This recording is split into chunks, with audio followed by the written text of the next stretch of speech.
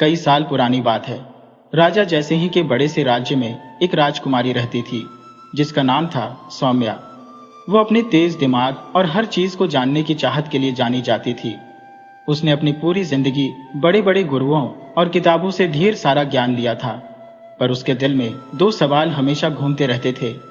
दुनिया में सबसे जरूरी चीज क्या है और क्या कोई अपनी किस्मत को बदल सकता है? सौम्या ने इन सवालों के जवाब ढूंढने के लिए पूरे राज्य में सबसे समझदार लोगों को बुलाया।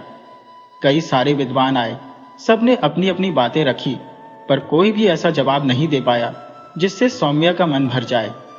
आखिर में जब उसे कोई रास्ता नहीं सूझा, उसने ऐलान कर दिया कि जो भी इन सवालों का जवाब देगा उसे वो जो चाहे वो इनाम मिलेगा। एक गर्मी की शाम को जब सूरज ढल रहा था और महल के दरवाजे पर चारों तरफ सन्नाटा पसरा था, एक गांव का गडरिया सौम्या के सामने आया। उसके कपड़े बिल्कुल सादे थे, हाथ में लकड़ी का डंडा था और चेहरा धूल से सना हुआ था, लेकिन उसकी आंखों में एक अजीब सी चमक थी, मानो वह दुनिया के सारे रहस्य जानता हो। महल के लोग उसका मजाक उड़ाने लगे, पर सौम्या ने उसे बोलने का मौका दिया। गडरिया बोला, राजकुमारी, मैं तुम्हारे दोनों सवालों का जवाब दे सकता हूँ, लेकिन एक शर्त है। सौम्या ने उत्सुक होकर पूछा, क्या शर्त? गडरिया हल्के से हंसा और बोला, तुम्हें मेरे साथ 3 दिन बिताने होंगे।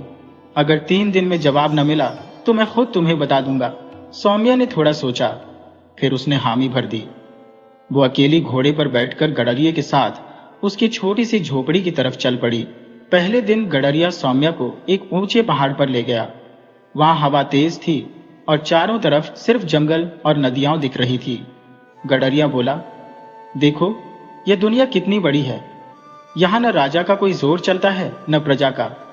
अगर कोई चीज सच में सबसे जरूरी होती तो ये जगह उसे हमेशा अपने पास रखती, लेकिन ये तो सब कुछ वक्त के साथ बदल देती है। तो बताओ, क्या तुम्हें जवाब मिल गया? सौम्या ने सिर हिलाया और कहा, नहीं, ये तो बस कुदरत की ताकत दिखाता है, मेरे सवाल का जवाब नहीं। गडरिया मुस्कुराया और बोला, फिर थोड़ा इंतजार करो, जवाब अपने आप आएगा।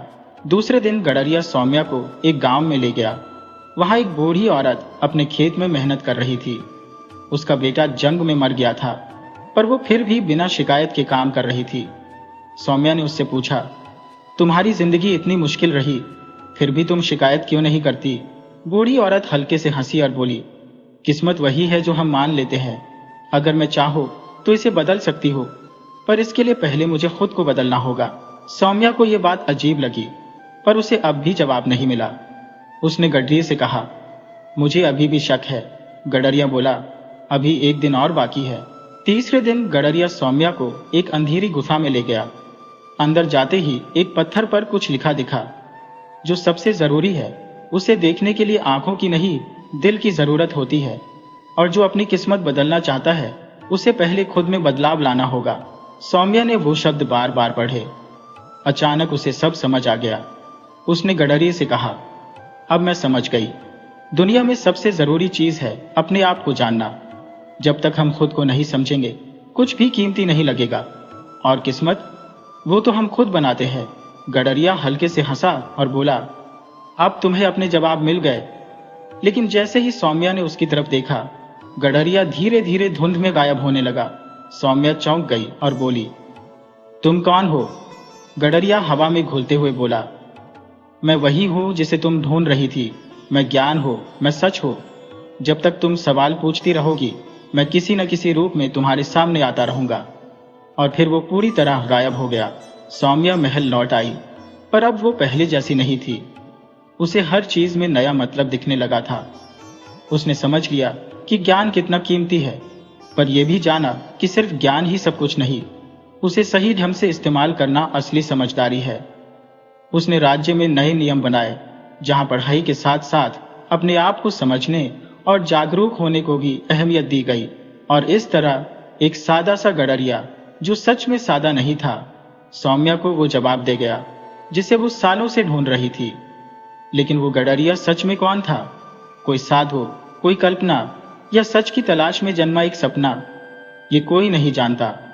पर एक बात पक्की थी, जो भी सच की खोज में निकलेगा उसे अपना गडरिया जरूर मिलेगा। सौम्या ने अपनी जिंदगी में ज्ञान और जागरूकता की कीमत समझ ली थी, लेकिन उसके मन में एक सवाल अभी भी बाकी था। क्या वो गडरिया सच में था या सिर्फ उसके दिमाग का एक हिस्सा? कुछ महीनों बाद जब वो महल की छत पर बैठी थी, एक सैनिक घबराया हुआ उसके पास आया और बोला, महारानी, जंगल के पास एक साधु मिला है। वो कहता है कि उसे आपसे मिलना है। सौम्या का दिल जोर से धड़कने लगा। क्या वो फिर से वही गडरिया था?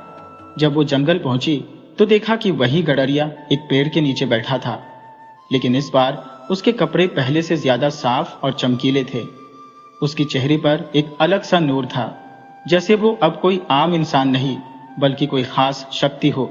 सौम्या ने धीरे से पूछा, तुम वापस आ गए? गडरिया हंसा और बोला, मैं कभी गया ही नहीं। मैं तो हमेशा यही था, पर तुमने मुझे देखना छोड़ दिया था। लेकिन तुम सच में कौन हो? सौम्या का सब्र अब जवाब देने लगा था। गडरिया थोड़ा रुका, फिर बोला, क्या तुम सच में जानना चाहती हो? सौम्या ने सिर हिलाया। तभी गडरिया का शरीर चमकने लगा। चारों तरफ एक रहस्यमयी रोशनी फैल गई। सौम्या को लगा जैसे वो किसी दूसरी दुनिया में खड़ी हो। उसकी आंखों के सामने पुरानी बातें तैरने लगी, राज्य का बनना, उसके पुरखों की कहानियां, और फिर एक अजीब सा नजारा जिसमें वो खुद एक साधारण लड़की थी जो वर्षों पहले जंगल में खो गई थी। फिर उसे एक चौंकाने वाला सच पता चला। वो पहले एक आम लड़की थी जिसे एक महात्मा ने गोद लिया और महल में राजकुमारी बनाया। गडरिया धीरे से बोला, तुम्हारे पास हमेशा जवाब थे, पर तुमने उन्हें ढूंढने की कोशिश नहीं की। जब तक तुम अपना पुराना सच नहीं मानोगी, अपनी आगे की किस्मत नहीं बदल सकती। सौम्या को याद आया कि उसका बचपन धुंधला सा था। क्या यह सच था? क्या वो किसी और की बेटी थी? और अगर हां, तो यह गडरिया कौन था? उसकी आंखों में आंसू आ गए। उसने कांपते हुए पूछा, तो फिर तुम कौन हो? गडरिया हल्के से हंसा और बोला, जो सच की तलाश करता है, मैं उसे रास्ता दिखाने आता हूं, और जब वो सच समझ लेता है, मैं चला जाता हूं। अब तुम्हें मेरी जरूरत नहीं। इतना कहकर वो हवा में गायब हो गया। सौम्या चौंक कर खड़ी रह गई। जंगल में सन्नाटा था। क्या यह सब सच था या उसके मन का खेल? लेकिन जब उसने अपनी मुट्ठी खोली तो उसमें एक छोटा सा चमकता पत्थर था, वैसा ही जैसा उसने गडरिये के पास देखा था। सौम्या उस चमकते पत्थर को देखती रही। ये कोई आम पत्थर नहीं था, ये गर्म था, जैसे उसमें कोई ताकत हो। उसकी रोशनी धीरे धीरे धड़क रही थी, मानो कोई जिंदा चीज सांस ले रही हो। वो महल लौट आई, पर अब वो पहले जैसी नहीं थी। उसके दिमाग में सवालों का ढेर लग गया था। क्या ये पत्थर कोई जादू है या गडरिये की निशानी? उस रात जब वो महल के पुस्तकालय में बैठी थी, उसने पुरानी किताबें खंगालनी शुरू की। अचानक उसे एक किताब मिली जिसका नाम था किस्मत का पत्थर। उसमें लिखा था कि सैकड़ों साल पहले एक महात्मा ने अपनी ताकत और ज्ञान को एक पत्थर में बंद कर दिया था। ये पत्थर सिर्फ उसी को मिलता है जो सच की तलाश में हो। जो इसे समझ लेगा, वो अपनी किस्मत बदल सकता है। सौम्या की सांसें तेज हो गईं। क्या यही वो पत्थर था? वो उसे ध्यान से देखने लगी। तभी बाहर से जोर का शोर सुनाई दिया। सैनिक दौड़ते हुए आए और बोले, महारानी, जंगल में एक अजीब सी ताकत दिखी है। वहां रोशनी का एक गोला हवा में घूम रहा है। सौम्या चौंक गई। क्या यह गडरिये का कोई संकेत था? वो फौरन घोड़े पर सवार हुई और जंगल की तरफ चल पड़ी। सैनिकों ने उसे रोकने की कोशिश की, पर उसने किसी की नहीं सुनी। जंगल पहुंचते ही उसने देखा कि वो जगह जहां वो गडरिये से मिली थी, रोशनी से नहाई हुई थी। बीच में एक पत्थर का चबूतरा था जिस पर कुछ लिखा था। उसने धीरे से पढ़ा, जिसने इस पत्थर को अपनाया उसके लिए दो रास्ते हैं। या तो वो अपनी किस्मत को पूरी तरह बदल सकता है, या अपनी सच्चाई को हमेशा के लिए खो देगा। सौम्या कांप उठी। इसका मतलब क्या था? तभी हवा में वही जानी पहचानी आवाज गूंजी, अब तुम्हें खुद फैसला करना है। ये गडरिये की आवाज थी, पर वो कहीं दिखाई नहीं दे रहा था। सौम्या के सामने अब एक ऐसा रहस्य था जिसका जवाब उसे खुद ढूंढना था। पत्थर उसके हाथ में और तेज चमकने लगा। वो दो रास्तों के बीच खड़ी थी। या तो वो इसकी ताकत को अपनाकर अपनी जिंदगी बदल दे, या इसे छोड़कर पुरानी जिंदगी में लौट जाए। लेकिन क्या कोई तीसरा रास्ता भी था? तभी उसे गडरिये की बात याद आई। जो अपनी किस्मत बदलना चाहता है उसे पहले खुद को बदलना होगा। सौम्या ने पत्थर को ध्यान से देखा और फैसला किया कि वो इसे अपनाएगी, नहीं लालच में बल्कि सच जानने के लिए। उसने पत्थर को अपने दिल के पास रखा। अचानक जंगल रोशनी से भर गया। रोशनी कम हुई तो सौम्या खुद को एक अजीब जगह पर पाई। ये कोई साधारण जंगल नहीं था, बल्कि एक पुराना मंदिर का खंडहर था। दीवारों पर पुराने चित्र बने थे, राजा, साधु और एक शख्स जो गडरिये जैसा दिखता था। क्या वो गडरिया कोई आम इंसान नहीं था? वो आगे बढ़ी। एक पत्थर पर लिखा था, जिसने इस पत्थर को अपनाया वो अपना अतीत और भविष्य देख सकता है, पर सावधान, सच हमेशा वैसा नहीं होता जैसा दिखता है। तभी एक औरत की आवाज आई, तुम यहां तक पहुंच गई सौम्या? सौम्या ने पलटकर देखा। एक बुजुर्ग पर ताकतवर दिखने वाली औरत खड़ी थी। उसकी आंखों में गहरी समझ थी। उसके हाथ में वही पत्थर था जो अभी सौम्या के पास था। सौम्या ने हैरानी से पूछा, आप कौन है? औरत हंसी और बोली, मैं वो हूं जिसने ये पत्थर बनाया और जिसने इसे तुम तक पहुंचाया। सौम्या उलझ गई। मतलब? औरत ने धीरे से कहा, सौम्या, तुम इस महल में पैदा नहीं हुई थी। तुम्हारी किस्मत पहले से लिखी गई थी, पर तुमने इस पत्थर को छूकर उसे फिर से लिखने का मौका पा लिया। अब सवाल यह है, क्या तुम अपना असली अतीत जानना चाहती हो? सौम्या का दिल जोर जोर से धड़कने लगा। क्या वो अपनी सच्ची पहचान जानना चाहती थी? क्या उसे वो सच पता चलेगा जो सालों से छुपा था? या वो महल लौटकर सब वैसे ही मान लेगी? सौम्या के मन में तूफान मच गया। क्या मैं सच में राजकुमारी नहीं हूं? फिर मैं कौन हूं? औरत ने हंसकर कहा, तुम्हारी यादें धुंधली कर दी गई थी ताकि तुम ये सच कभी न जान सको, लेकिन अब जब तुमने पत्थर को अपनाया तो सच्चाई सामने आएगी। उसने हाथ उठाया और पत्थर से सुनहरी रोशनी निकली। सौम्या की आंखों के सामने पुरानी बातें तैरने लगी। एक छोटा सा गांव दिखा जहां एक नन्हा बच्चा झोपड़ी में सो रहा था। उसकी मां उसे प्यार से देख रही थी और पिता उसके सिर पर हाथ फेर रहा था। लेकिन तभी एक काली छाया आई। एक तांत्रिक ने भविष्य देख लिया था। उसने माँ बाप को चेतावनी दी, ये बच्ची साधारण नहीं, ये अपनी किस्मत खुद लिखने वाली पहली लड़की होगी। पर अगर इसे जिंदा रखा तो राज्य की सत्ता हिल जाएगी। माँ बाप डर गए। तभी एक शख्स आया, वही गडरिया। उसने कहा, इसे कोई नुकसान नहीं होगा, ये सच की तलाश करेगी और वक्त आने पर अपनी किस्मत खुद चुनेगी। फिर उसने उस बच्ची को महल में छोड़ दिया, वही महल जहां आज सौम्या राजकुमारी थी। सौम्या की सांसें तेज हो गई। तो मैं एक साधारण घर से हूं, मेरा इस महल से कोई नाता नहीं? औरत ने सिर हिलाया। नहीं, तुम्हारा नाता इस महल से भी है, पर सत्ता से नहीं, सच से। अब सवाल था, क्या वो महल छोड़कर अपने असली माँ बाप को ढूंढेगी या पुराने सच को भूलकर राजकुमारी बनी रहेगी? तभी गडरिये की आवाज गूंजी, अब तुम्हें चुनना है सौम्या। सौम्या का मन उलझन में डूब गया। उसके सामने दो रास्ते थे, या तो अपनी असली पहचान अपनाकर महल और शाही जिंदगी छोड़ दे, या राजकुमारी बनी रहे, पर एक झूठ के साथ। औरत ने उसकी उलझन देखी और बोली, सच को अपनाना आसान नहीं, पर जो इसे स्वीकार करता है वही असली ताकत पाता है। सौम्या की आंखों में आंसू आ गए। उसने अपनी जिंदगी ये सोचकर गुजारी थी कि वो राजकुमारी है, पर अब सच कुछ और था। उसने कांपते हुए पूछा, क्या मेरे माँ बाप जिंदा है? औरत ने गहरी नजरों से उसे देखा और बोली, हाँ, पर उनकी किस्मत तुम्हारे फैसले पर टिकी है। सौम्या के मन में सवालों का ढेर लग गया। अगर मेरे माँ बाप जिंदा है तो वो कहाँ है? मैं उनसे इतने सालों तक दूर क्यों रही? औरत ने गहरी सांस ली और बोली, वो जिंदा है, पर कैद में। कैद में? सौम्या के होश उड़ गए। औरत बोली, हाँ, महल के किसी शख्स ने उन्हें बंदी बनाया ताकि तुम अपनी असली पहचान तक न पहुंच सको। सौम्या के अंदर गुस्से की आग भड़क उठी। कौन है वो? औरत ने एक शीशे की तरफ इशारा किया और बोली, देखो और खुद जान लो। सौम्या ने शीशे में झांका और उसकी आंखें फटी रह गई। वो राजा था जिसे उसने अपना बाप माना, जिसने उसे प्यार से पाला, वही असली गुनहगार था। शीशे में दिख रहा था कि महल की एक गुप्त कोठरी में एक बूढ़ा मर्द और औरत जंजीरों में जकड़े थे। उनके चेहरों पर दर्द था, पर आंखों में उम्मीद की चमक बाकी थी। सौम्या का शरीर कांप उठा। तो राजा को पता था कि मैं उसकी बेटी नहीं हूं? औरत ने सिर हिलाया। हाँ, उसने तुम्हें इसलिए अपनाया ताकि तुम्हारे जरिए अपनी सत्ता को मजबूत कर सके।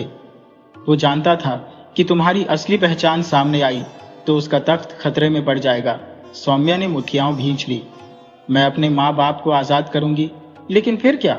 क्या मैं राजा के खिलाफ जाऊं? क्या इस महल की सत्ता को खत्म कर दूं? औरत ने गंभीर लहजे में कहा, यह फैसला तुम्हारा है, पर याद रखो, ताकत और इंसाफ में फर्क समझना सबसे जरूरी है। अब सवाल था, क्या सौम्या अपने माँ बाप को बचाने के लिए राजा से जंग लड़ेगी या कोई ऐसा रास्ता चुनेगी जिसमें बिना खून खराबे के सच सामने आ जाए? महल में अंधेरा छाया था, पर सौम्या ने ठान लिया कि वो इस अंधेरे को मिटा देगी। सौम्या के अंदर आग जल उठी।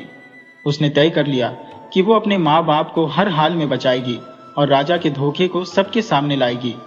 पर यह आसान नहीं था। राजा ताकतवर था, पूरा महल उसकी बात मानता था। सौम्या जानती थी कि एक गलत कदम से न सिर्फ उसके माँ बाप की जान खतरे में पड़ सकती थी, बल्कि उसकी भी। औरत ने उसकी आंखों में इरादा देखा और बोली, सोच समझकर कदम उठाओ सौम्या, सीधा टक्कर लेना तबाही ला सकता है। सौम्या ने सिर हिलाया। उसे पता था कि चालाकी से काम लेना होगा। महल लौटते ही उसने अपने भरोसेमंद नौकरों को बुलाया। उसने उन्हें हुक्म दिया कि राजा की हर हरकत पर नजर रखें और पता करें कि उसके माँ बाप को कहाँ कैद किया गया है। कुछ घंटों बाद एक नौकर खबर लेकर आया, राजकुमारी, हमें पता चला कि कोठरी के नीचे एक गुप्त तहखाना है। वहां सिर्फ राजा और उसके खास लोग जा सकते हैं। सौम्या का दिल जोर से धड़कने लगा। यही वो जगह हो सकती है जहां मेरे माँ बाप हैं। रात गहरी हुई तो सौम्या अपने वफादार सैनिकों के साथ गुप्त रास्ते से तहखाने की तरफ बढ़ी।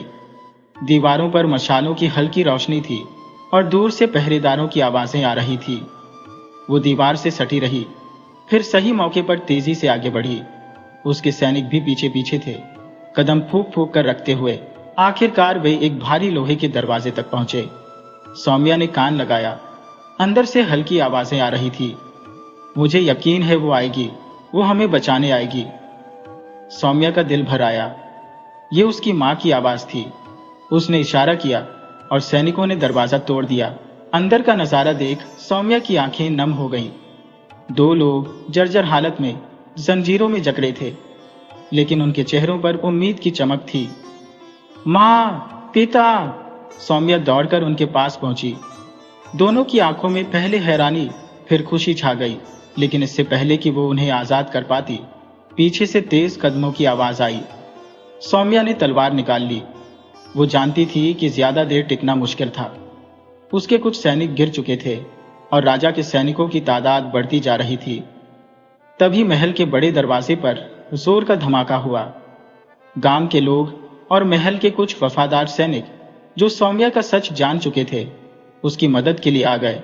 जंग छिड़ गई, लेकिन अब सवाल था, क्या सौम्या राजा को बेनकाब कर पाएगी या राजा कोई नया धोखा देकर सच छुपा लेगा? महल के गलियारे जंग के मैदान बन गए। तलवारों की टक्कर की आवाजें गूंज रही थी। सौम्या अपने माँ बाप को बचाकर बाहर ले जाना चाहती थी, पर राजा के सैनिकों ने चारों तरफ घेर लिया। राजा खुद अपने शाही कवच में वहां आ पहुंचा। उसके चेहरे पर गुस्सा था, पर आंखों में हल्का डर झलक रहा था। तो तुमने सच जान लिया सौम्या, राजा गरजा। पर यह मत भूलो कि मैंने तुम्हें पाला पोसा। ये महल मेरा है। तुम्हारी असली पहचान तुम्हें यहाँ की रानी नहीं बना सकती। सौम्या ने तलवार कसकर पकड़ी। मुझे तुम्हारी दी हुई झूठी पहचान नहीं चाहिए। मैं अपनी किस्मत खुद लिखूंगी। राजा हंसा और इशारा किया। अचानक छत से लोहे की जंजीरें नीचे गिरी। ये उसका जाल था। वो चाहता था कि सौम्या और उसके साथी उलझ जाए। सौम्या फुर्ती से हटी, पर कुछ सैनिक फंस गए। इससे पहले कि राजा हमला करता, सौम्या ने एक मशाल गिराई। जलती मशाल जंजीरों से टकराई और आग फैलने लगी। राजा पीछे हटा। ये क्या कर रही हो? अगर आग बढ़ी तो महल जल जाएगा। सौम्या की आंखों में न डर था, न हिचक। अगर इस महल की नींव झूठ और नाइंसाफी पर टिकी है तो इसे जलकर राख हो जाना चाहिए। राजा गुस्से से कांप उठा। उसने तलवार निकाली और सौम्या पर झपटा। सौम्या ने भी जवाब दिया। दोनों के बीच जबरदस्त लड़ाई शुरू हो गई। राजा चालाक था, पर सौम्या की इच्छा अटल थी। वो हर बार का जवाब तेजी से दे रही थी। थोड़ी देर में राजा की तलवार छिड़क गई और सौम्या की तलवार उसकी गर्दन तक पहुंच गई। अब ये जंग खत्म हुई राजा, तुम्हारा वक्त खत्म, सौम्या बोली। राजा ने घबराकर इधर उधर देखा। उसके अपने सैनिक भी उसे छोड़कर भाग रहे थे। वो अकेला पड़ गया था। सौम्या ने राजा को कैदी बनाने का हुक्म दिया। महल में आग फैल रही थी, पर उसके साथी और गांव के लोग मिलकर उसे बुझाने लगे। कुछ घंटों में राजा की सत्ता खत्म हो गई। गांव के लोग और महल के वफादार सैनिकों ने सौम्या को नई रानी बनाना चाहा, लेकिन सौम्या बोली, मैं रानी नहीं बनना चाहती, मैं लोगों की सेवा करना चाहती हूँ, सिंहासन पर बैठकर नहीं, उनके साथ रहकर। सौम्या अपने माँ बाप के साथ अपने असली गांव लौट गई। वहां के लोग खुशी से झूम उठे। उसने अपने ज्ञान और ताकत से गांव को एक खुशहाल जगह बना दिया, जहां किसी के साथ नाइंसाफी न हो। इस तरह एक झूठ के महल से निकलकर सौम्या ने सच और इंसाफ की नई कहानी लिखी। सौम्या ने महल की सत्ता छोड़ दी और गांव को अपना घर बना लिया। लेकिन उसकी कहानी यहीं खत्म नहीं हुई। उसके माँ बाप जो सालों तक कैद में रहे, अब आजाद थे, पर उनके चेहरों पर बीते वक्त का दर्द साफ दिखता था। एक शाम जब गांव में लोग जश्न मना रहे थे, सौम्या अपने पिता के पास बैठी और बोली, पिताजी, क्या आपको लगता है मैंने सही किया, महल छोड़कर, राजा को हटाकर, ये नया रास्ता चुनकर? उसके पिता ने प्यार से उसकी तरफ देखा और बोले, बेटी, इंसाफ का रास्ता हमेशा मुश्किल होता है, पर तुमने न सिर्फ हमें बल्कि पूरे राज्य को नाइंसाफी से आजाद किया। ये तुम्हारी सबसे बड़ी जीत है। लेकिन ये शांति ज्यादा दिन नहीं टिकी। राजा, जिसे सौम्या ने कैदी बनाया था, जेल में चुप नहीं बैठा। उसने कुछ पहरेदारों को रिश्वत देकर अपनी तरफ मिलाया और एक रात जेल से भाग निकला। सुबह जब सौम्या को खबर मिली, वो चौकन्नी हो गई। अगर राजा भाग गया तो जरूर कोई नई साजिश रचेगा, उसने सोचा, और उसका डर सही निकला। कुछ दिनों बाद खबर आई कि राजा ने पड़ोसी राज्य से मदद मांगी थी।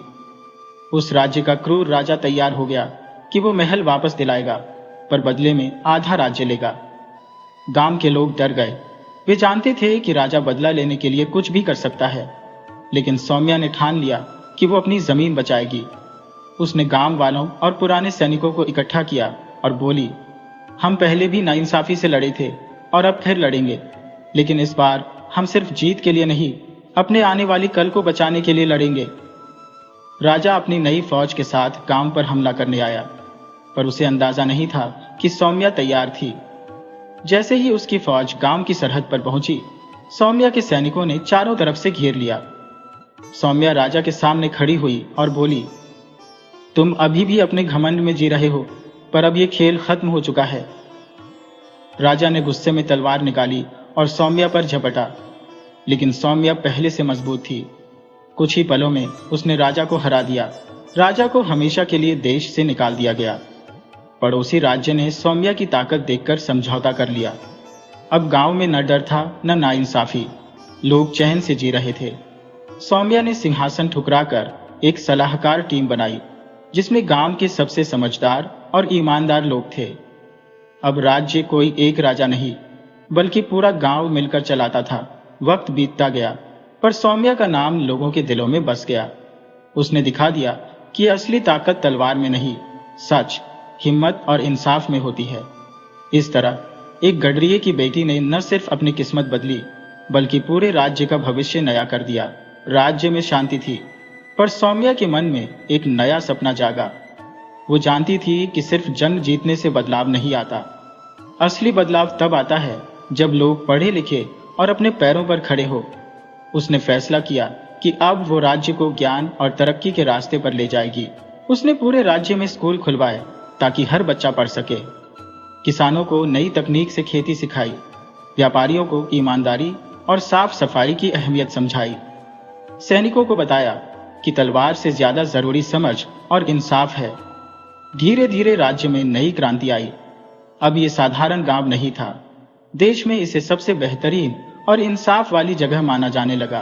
एक दिन जब सौम्या गांव के पास एक स्कूल देखने गई, एक अजनबी उससे मिलने आया। वो बूढ़ा साधु जैसा लगता था, जिसकी आंखों में गहरी समझ थी। सौम्या ने उसका स्वागत किया और पूछा, आप कौन है? मुझसे क्या चाहते हैं? साधु हंसा और बोला, मैं वही हूं जिसने सालों पहले तुम्हारे माँ बाप को बचाया था जब राजा उन्हें मारना चाहता था। सौम्या हैरान रह गई। उसने कभी नहीं सोचा था कि उसके माँ बाप को बचाने वाला कोई होगा। आपने हमें पहले क्यों नहीं बताया? उसने पूछा। साधु ने गहरी सांस ली और बोला, क्योंकि तब वक्त सही नहीं था। लेकिन अब मैं तुम्हें एक और सच बताने आया हूं। तुम्हारा सफर अभी खत्म नहीं हुआ। तुम्हारे राज्य से भी बड़ा एक रहस्य है जो सालों से छुपा है। सौम्या की उत्सुकता बढ़ गई। कैसा रहस्य?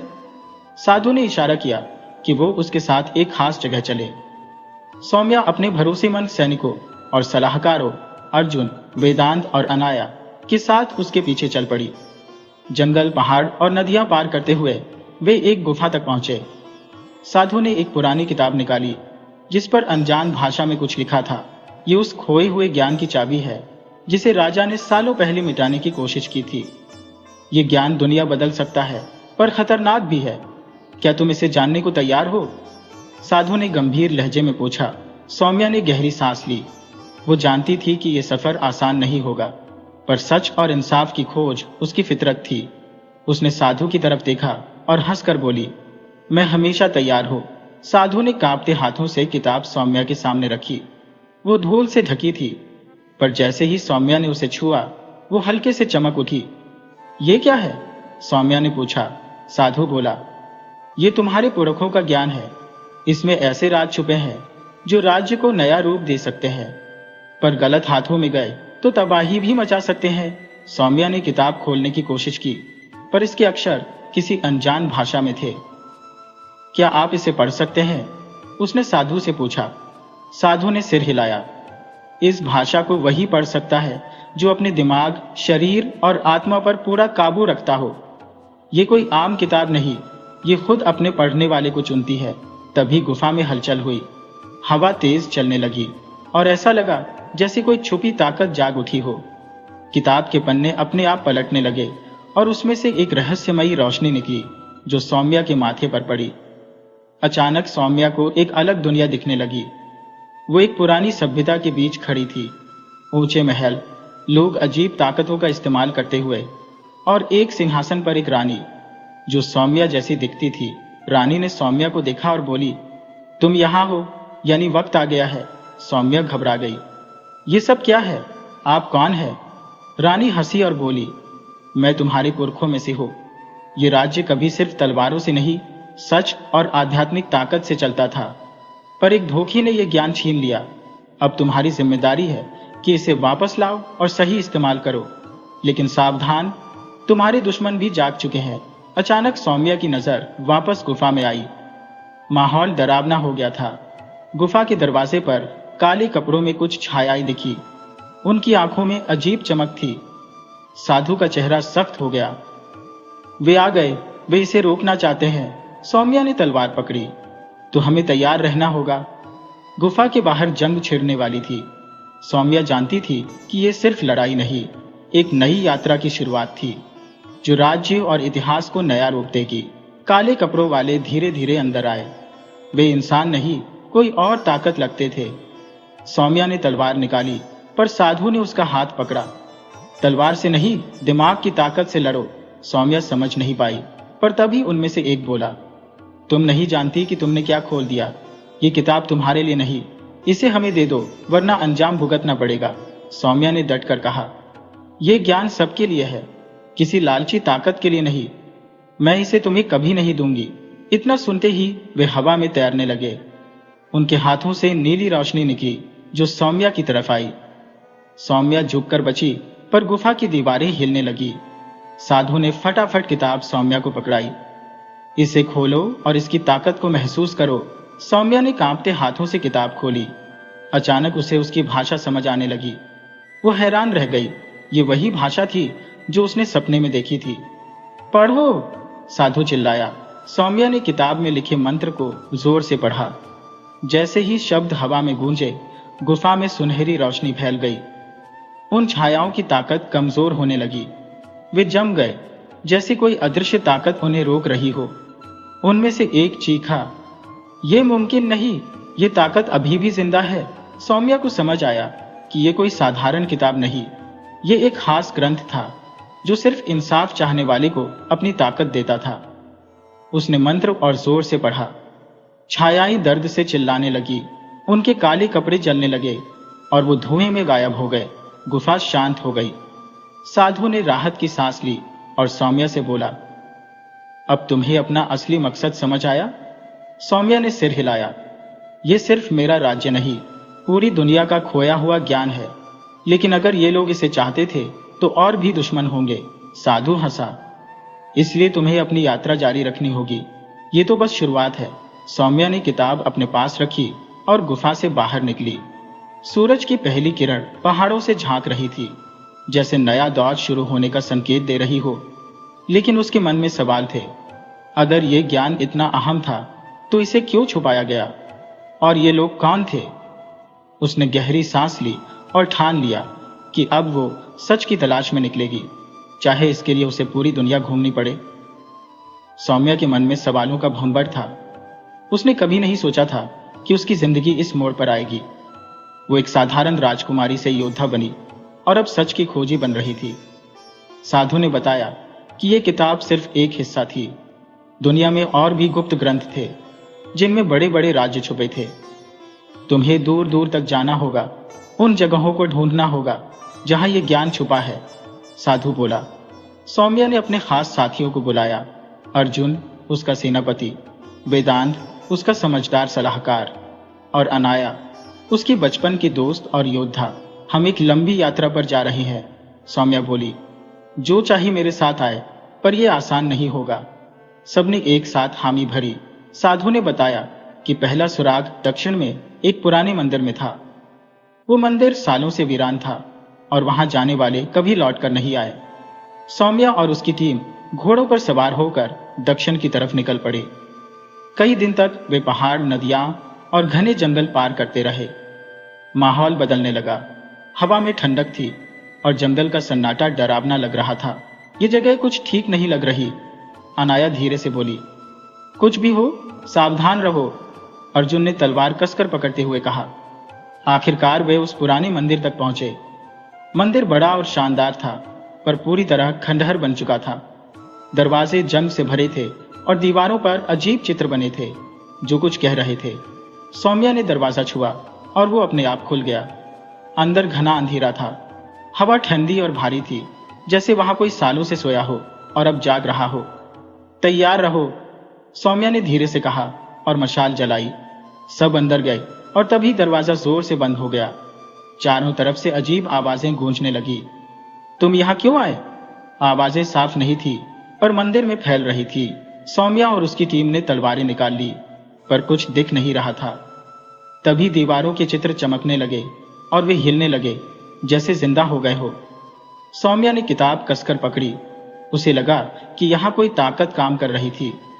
ये कोई साधारण मंदिर नहीं, एक जाल था।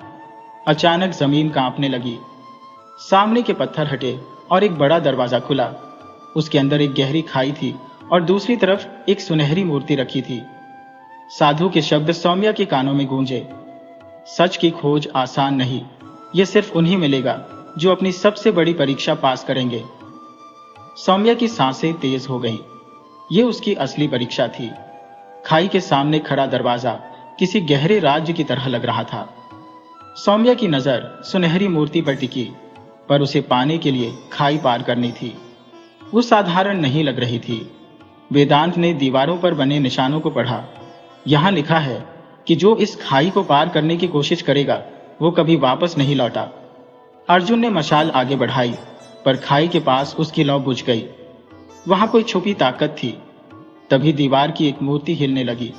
ये पत्थर का योद्धा था जिसकी आंखों में लाल चमक थी। अगर आगे जाना है तो मेरी पहेली का जवाब दो, उसने गरज कर कहा। सौम्या ने आंखें बंद की और बोली, पूछो। मूर्ति बोली, वो कौन सी चीज है जो बिना हिले सफर करती है और बिना बोले कहानी सुनाती है? वेदांत ने फटाक से कहा। हवा! मूर्ति चिल्लाई और दीवारें हिलने लगी। गलत, तलवार से तोड़ दें, अर्जुन बोला। सौम्या ने उसे रोका। यह जंग नहीं, दिमाग की परीक्षा है, उसने सोचा। क्या बिना हिले चल सकता है और बिना बोले बात कह सकता है? फिर उसे याद आया। किताब, उसने कहा। मूर्ति रुक गई, उसकी आंखें शांत हुईं। सही जवाब, वो बोली, और खाई पर एक अदृश्य पुल बन गया। सौम्या और उसकी टीम ने सावधानी से पुल पार किया। सुनहरी मूर्ति के पास पहुंचकर वेदांत बोला, ये कोई आम मूर्ति नहीं, ये एक ताला है जो सही शब्दों से खुलेगा। लेकिन जैसे ही सौम्या ने उसे छुआ, पीछे से एक और दरवाजा खुल गया। अंधेरा और गहरा था, दीवारों पर छायाएं उभरी। एक भारी आवाज गूंजी, तुमने पहला दरवाजा पार कर लिया, लेकिन क्या अपने सबसे बड़े डर का सामना कर सकती हो? सौम्या ने गहरी सांस ली और अंधेरे दरवाजे की तरफ बढ़ी। अर्जुन, वेदांत और अनाया भी साथ थे। दरवाजा पार करते ही सब बदल गया। ठंडी हवा गर्म हो गई। वे एक बड़े कक्ष में थे। दीवारों पर अजीब चित्र थे और बीच में एक पत्थर की आंख चमक रही थी। ये जगह ठीक नहीं लग रही, अनाया बोली। वेदांत ने दीवारें बढ़ी। यहाँ लिखा है, जो अपने डर का सामना करेगा वही आगे बढ़ेगा। पत्थर की आंख लाल हो गई। एक आवाज गूंजी, अपने सबसे गहरे डर का सामना करो, हारे तो ये कक्ष तुम्हारा अंत होगा। सौम्या का दिल धड़कने लगा। 4 दरवाजे खुले और उनमें से 4 छायाएं निकली। अर्जुन के सामने उसका मरा हुआ भाई आया, वेदांत के सामने एक जलती किताब, अनाया के सामने खून से सनी तलवार, सौम्या के सामने उसकी मां दर्द में चीखती हुई। सौम्या के हाथ कांपने लगे। सौम्या, मुझे बचाओ, उसकी मां की आवाज गूंजी। लेकिन सौम्या ने खुद को संभाला। ये सच नहीं, ये मेरा डर है, मैं इसे हावी नहीं होने दूंगी। उसने तलवार नीचे रखी। छाया धुएं में गायब हो गई। सौम्या की जीत देख बाकियों को भी समझ आया। अर्जुन बोला, मैं इस दर्द को भूल जाऊंगा। वेदांत बोला, ज्ञान किताबों में नहीं, अनुभव में है। अनाया बोली, मैंने खुद को माफ कर दिया। सबकी छायाएं गायब हो गईं। पत्थर की आंख सफेद हो गई और एक नया दरवाजा खुला। हमने ये परीक्षा पास कर ली। वेदांत हंसा, पर आगे और मुश्किल होगा, अर्जुन बोला। सौम्या ने दरवाजे की तरफ कदम बढ़ाया। दरवाजा पार करते ही तेज रोशनी चमकी। जब वो कम हुई, सौम्या एक अनोखी दुनिया में थी। आसमान बैंगनी था, हवा में अजीब ऊर्जा थी और कोई इंसान नहीं दिख रहा था। हम कहाँ आ गए? अर्जुन धीरे से बोला। वेदांत ने मिट्टी छुई। ये आम जमीन नहीं। तभी एक भारी आवाज गूंजी, तुमने डर जीत लिया, पर यह शुरुआत है। अब अपने वजूद के सवालों का जवाब दो। जमीन से काले धुएं की शक्लें उठी। छाया योद्धा, नीली आग वाली आंखों और लंबे भालों के साथ। एक छाया बोली, जो अपने असली रूप को जानता है वही आगे बढ़ सकता है। तैयार हो? छाया ने हाथ उठाया और 4 शीशे उभरे। इनमें देखो और अपने असली रूप को पहचानो। झूठ बोला तो ये दुनिया तुम्हें निगल लेगी। सौम्या और बाकी शीशों की तरफ बढ़े। सौम्या के शीशे में उसका अतीत दिखा। एक बच्ची अपने पिता से तलवार सीख रही थी। फिर दृश्य बदला। वो महल के गुप्त कमरे में थी, जहां उसकी मां एक किताब पढ़ रही थी। मां की शक्ल बोली, सौम्या, तुम सिर्फ राजकुमारी नहीं, तुम एक छुपी ताकत की वारिस हो। सौम्या चौंकी। किस ताकत की वारिस? लेकिन शीशा धुएं में गायब हो गया। बाकियों के शीशों में भी अजीब नजारे दिखे। छायाएं हंसी। अब तुमने अपना असली रूप देख लिया, आगे बढ़ने का वक्त है। हर जवाब के साथ नया सवाल आता है। उनके सामने एक और दरवाजा खुला। सौम्या के मन में सवाल थे। अगर वो सिर्फ राजकुमारी नहीं तो कौन? उसकी मां क्या छुपा रही थी? वो आगे बढ़ी। नया दरवाजा पार करते ही वे एक बड़े कक्ष में आए। हवा में गर्मी थी, जैसे कोई छुपी ताकत उन्हें देख रही हो। बीच में एक पत्थर का सिंहासन था, जिस पर सुनहरे अक्षरों में लिखा था। वेदांत ने पढ़ा, जो अपनी विरासत को पहचानता है वही इसे अपनाने लायक है। तभी हवा में एक शक्ल उभरी, लंबा चमकीले कपड़ों वाला, आंखें आग की तरह चमकती हुई।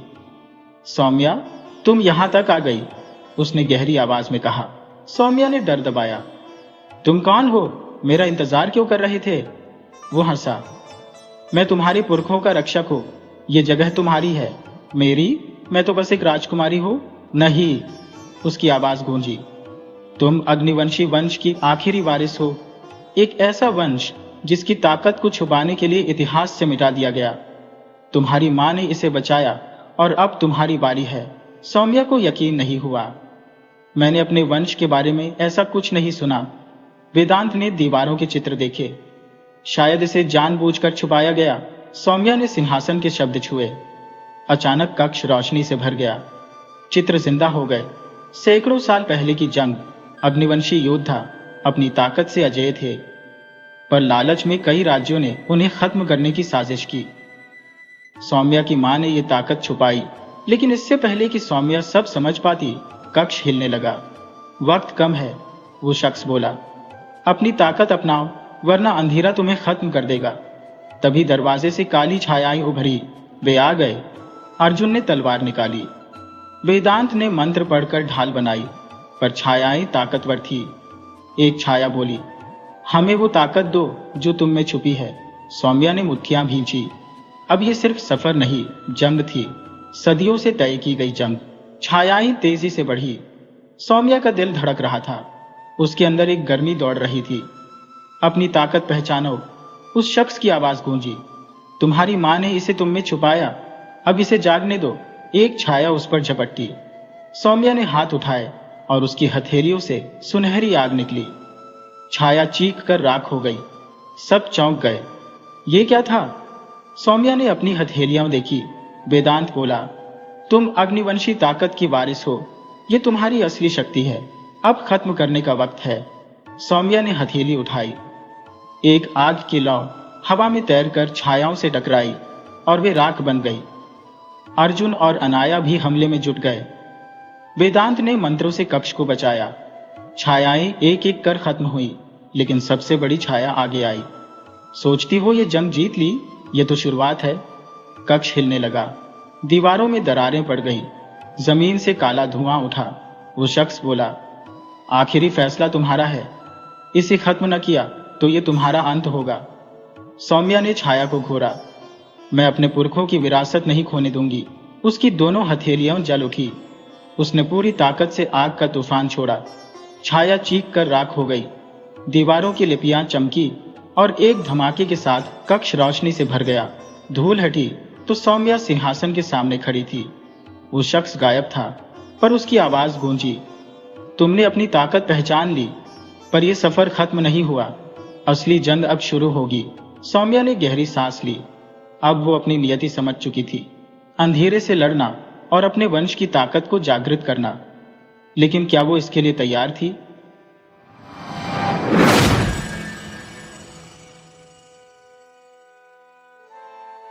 एक राज्य में एक बहुत समझदार लेकिन थोड़ी घमंडी राजकुमारी रहती थी। उसे अपनी अक्ल पर बड़ा गर्व था। वो हमेशा अपने दरबारियों और विद्वानों से मुश्किल मुश्किल सवाल पूछती और उन्हें जवाब न दे पाने की वजह से शर्मिंदा कर देती। एक दिन उसने ऐलान कर दिया, जो कोई मेरे 2 सवालों का सही जवाब देगा उसे मैं इनाम दूंगी, लेकिन अगर कोई जवाब न दे पाया तो उसे सजा मिलेगी। राज्य के बड़े बड़े विद्वान, मंत्री और नामी लोग एक एक करके आए, पर कोई भी दोनों सवालों का जवाब न दे सका। राजकुमारी को लगता था कि उसकी बुद्धि का कोई मुकाबला ही नहीं कर सकता। फिर एक दिन एक साधारण सा देहाती चरवाहा महल में आया। उसने कहा, मैं आपकी चुनौती लेना चाहता हूं। दरबार में सब हंस पड़े। सबको लगा कि ये अनपढ़ गंवार भला क्या जवाब देगा, लेकिन राजकुमारी को मजा आया। उसने सोचा, चलो देखते हैं ये क्या करता है। उसने अपने 2 सवाल पूछे। पहला सवाल था, इस दुनिया में सबसे कीमती चीज क्या है? चरवाहा हल्के से मुस्कुराया और बोला, वक्त, क्योंकि इसे न खरीदा जा सकता है, न खोने के बाद वापस पाया जा सकता है। राजकुमारी को यह जवाब अच्छा लगा, पर वो अभी पूरी तरह खुश नहीं हुई। फिर उसने दूसरा सवाल पूछा, ऐसी कौन सी चीज है जो सबके सामने होती है पर लोग उसे नजरअंदाज कर देते हैं? चरवाही ने फट से कहा, सच, ये हमेशा हमारे सामने होता है पर लोग इसे मानना नहीं चाहते। राजकुमारी दंग रह गई।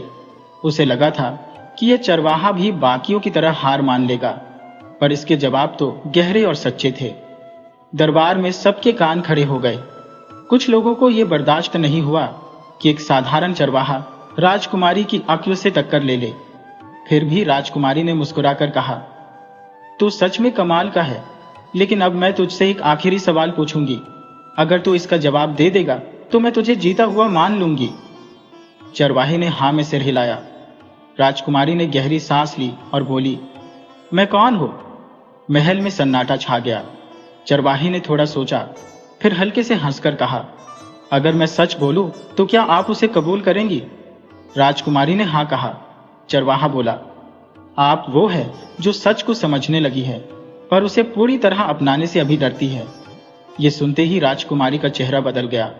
उस सोच में डूब गई, क्या वो सच में सत्य से मुंह मोड़ रही थी? दरबार में सब चुप थे। चरवाहा बिना कुछ कहे बस मुस्कुराता हुआ चला गया। राजकुमारी उसे जाते हुए देखती रही। उसके दिल में अजीब सी हलचल मच गई। पहली बार किसी ने उसे ऐसे जवाब दिए थे जो न सिर्फ समझदारी से भरे थे, बल्कि उसे अपने बारे में सोचने पर मजबूर कर रहे थे। वो उस चरवाहे को देखती रही जो बिना घमंड के अपनी सादगी से उसे चुनौती देकर चला गया था। अगले कुछ दिन राजकुमारी परेशान रही। नींद नहीं आई। चरवाहे की बातें बार बार उसके कानों में गूंजती रही। आप सच को समझने लगी है, पर उसे अपनाने से डरती है। क्या वो अपने घमंड की वजह से सच से दूर भाग रही थी? क्या वो सिर्फ अपनी अक्ल दिखाने में लगी थी, ये समझे बिना कि असली ज्ञान तो सादगी और नम्रता में होता है? उसने फौरन सिपाहियों को भेजा कि उस चरवाहे को ढूंढकर महल लाए। पर जब सिपाही गांव पहुंचे तो चरवाहा वहां नहीं था। किसी को नहीं पता था कि वो कहां गया। कुछ बोले कि वो दूर देश चला गया, कुछ कहने लगे कि वो बस एक आम आदमी था जो अपनी राह पर आगे बढ़ गया। राजकुमारी को यकीन नहीं हुआ। उसने कई दिन तक उसे ढूंढवाया, पर वो कहीं नहीं मिला। लेकिन चरवाहे के शब्द उसके दिल में हमेशा के लिए बस गए। उस दिन के बाद राजकुमारी बदल गई। उसने अपना घमंड छोड़ दिया और सच की तलाश में लग गई। वो पहले से ज्यादा नर्म और दयालु हो गई। धीरे धीरे राज्य में लोग उसकी अक्ल की नहीं, बल्कि उसकी अच्छाई और समझदारी की तारीफ करने लगे। कई साल बीत गए। राजकुमारी अब बूढ़ी हो चली थी। एक दिन महल के बाहर एक छोटा लड़का आया। उसके कपड़े सादे थे, पर उसकी आंखों में वही चमक थी जो कभी चरवाहे की थी। उसने राजकुमारी से पूछा, क्या आप बता सकती हैं कि इस दुनिया में सबसे कीमती चीज क्या है? राजकुमारी की आंखों में पुराने दिन तैर गए। वो मुस्कुराई, लड़के के सिर पर हाथ फेरा और बोली, वक़्त, क्योंकि इसे न खरीदा जा सकता है, न खोने के बाद पाया जा सकता है। लड़के ने सिर हिलाया और दूसरा सवाल पूछा, ऐसी कौन सी चीज है जो सबके सामने होती है पर लोग उसे नजरअंदाज कर देते हैं? राजकुमारी ने कहा, सच, ये हमेशा हमारे सामने होता है, पर हम इसे मानने से डरते हैं। लड़का मुस्कुराया और चुपचाप चला गया। राजकुमारी उसे जाते हुए देखती रही। उसका दिल तेज धड़कने लगा। क्या ये वही चरवाहा था जो किसी नए रूप में आया था, या कोई और था जो उसकी तरह सच की तलाश में था? वो उसे रोकना चाहती थी और सवाल पूछना चाहती थी, पर उसने खुद को रोक लिया। अब उसे जवाबों की भूख नहीं थी, क्योंकि इस बार वो जवाब पहले से जानती थी। वो लड़के को जाते हुए देखती रही, पर इस बार उसके मन में कोई खालीपन नहीं था। कई दिन बाद जब वो महल के बगीचे में टहल रही थी, एक बूढ़ा संत महल के दरवाजे पर आया। उसके चेहरे पर शांति थी, आंखों में गहराई। राजकुमारी ने उसे अंदर बुलाया और पूछा, बाबा, क्या आप बता सकते हैं कि सच की तलाश कहाँ खत्म होती है? संत ने हल्के से हंसकर कहा, सच की तलाश कभी खत्म नहीं होती। जब तुम सोचते हो कि जवाब मिल गया, तभी नया सवाल पैदा हो जाता है। लेकिन जिस दिन तुम सवाल पूछना छोड़ दोगी, उस दिन तुमने सच को पा लिया। राजकुमारी उसकी बातों को गहराई से समझने लगी। क्या वो अभी भी तलाश में थी या सच को पा चुकी थी? संत थोड़ी देर रुका, फिर चुपचाप चला गया। इस बार राजकुमारी ने उसे नहीं रोका, क्योंकि उसे समझ आ गया था कि कुछ जवाब बाहर से नहीं, अपने अंदर से ढूंढने पड़ते हैं। वक्त के साथ राजकुमारी में नया बदलाव आया। वह अब सवाल पूछने की बजाय जवाबों को जीने लगी। पहले वो दूसरों की आंखों को परखती थी, अब वो खुद को परखने लगी। उसने महल की चमक दमक छोड़कर एक शांत कोने में वक्त बिताना शुरू किया। वो आम लोगों के बीच बैठती, उनकी बातें सुनती, उनकी मुश्किलें समझती। एक दिन एक बूढ़ी औरत उसके पास आई और बोली, रानी जी, सुना है आप हर सवाल का जवाब जानती हैं, तो बताइए, जिंदगी का सबसे बड़ा राज क्या है? राजकुमारी मुस्कुराई। सालों पहले वो खुद इस सवाल का जवाब ढूंढ रही थी, पर अब उसे पता था, उसने कहा, जिंदगी का सबसे बड़ा राज यह है कि हर जवाब वक्त के साथ बदलता रहता है। जो सच आज सही लगता है वो कल बदल सकता है। इसलिए सच को पकड़ने की कोशिश मत करो, उसे बहने दो, जैसे नदी अपने रास्ते पर चलती है। औरत ने सिर झुकाया और हंसते हुए चली गई। अब राजकुमारी पहले जैसी नहीं थी। न घमंड था, न जवाब ढूंढने की बेचैनी। वो बस शांति से जिंदगी को देख रही थी, जैसे नदी बिना रुके बहती है। फिर एक दिन उसने अपने मंत्रियों को बुलाया और बोली, मैं अपना सिंहासन छोड़ रही हूँ। अब तक मैंने राज्य पर राज किया, अब मैं खुद पर राज करना चाहती हूँ। मैं सच की आखिरी तलाश के लिए जा रही हूँ।